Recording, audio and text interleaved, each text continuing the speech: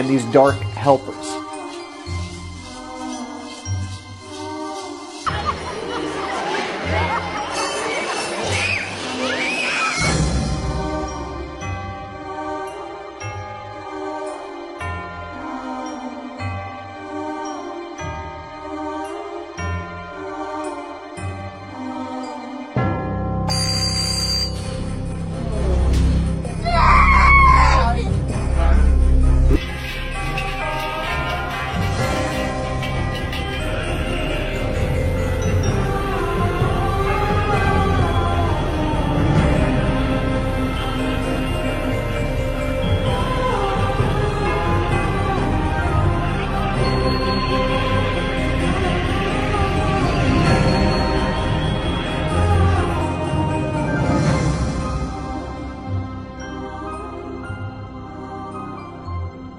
The most famous phrase that Santa Claus ever says is what? Ho, ho, ho. Where did that come from? Robin itself was a medieval nickname for the devil, and Robin's trademark laugh is ho, ho, ho. Robin Goodfellow played the devil in many, many plays, were an integral part of society back then. And so before the devil would ever come on stage, he would announce himself by saying, ho, ho, ho.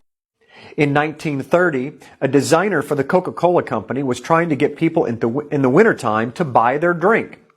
So they took their company colors of red and white, borrowed the Santa Claus story, changed a few things, and out came the modern Santa Claus, complete with reindeer and elves. So that 1930 designer borrowed a picture from I think it was the 1800s, and modernized it, added the colors, and out came the Coca-Cola Santa Claus that we see today, complete with the long white beard and chubby cheeks and the red and white suit. To Christianize it, made a saint out of him. Eventually the colors got changed. You see the elves come into the picture, and they go from being evil to little cute guys that make toys. That's all American modernization of a very satanic, evil, pagan holiday. Here's where we get the idea of milk and cookies for Santa Claus.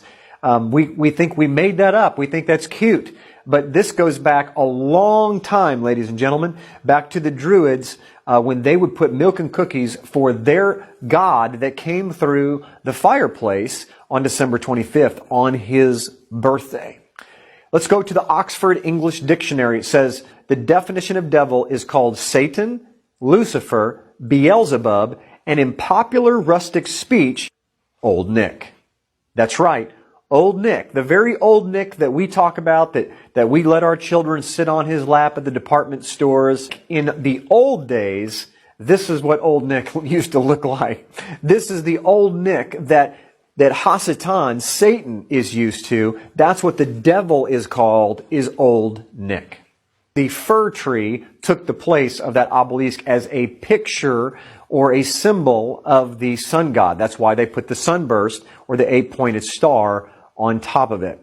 Mostly on this Mexican sun god idol that we showed you before, you will see the fir tree. This fir tree ends up becoming, as we know today, what we call the Christmas tree. The mistletoe, where'd the mistletoe come from? That during the Feast of Saturnalia with the Romans, they would hang this mistletoe up all over the place, and then they would have drunken orgies underneath the mistletoe, and it was said to increase fertility. This, ladies and gentlemen, is why we kiss under the mistletoe. It goes all the way back to the pagan fornication that they did in Rome during the Feast of Saturnalia. In fact, the very first states to celebrate Christmas was Alabama in 1836 and Louisiana and Arkansas in 1838. It took all the way to the mid-1800s before Christmas was even allowed to be celebrated in the United States.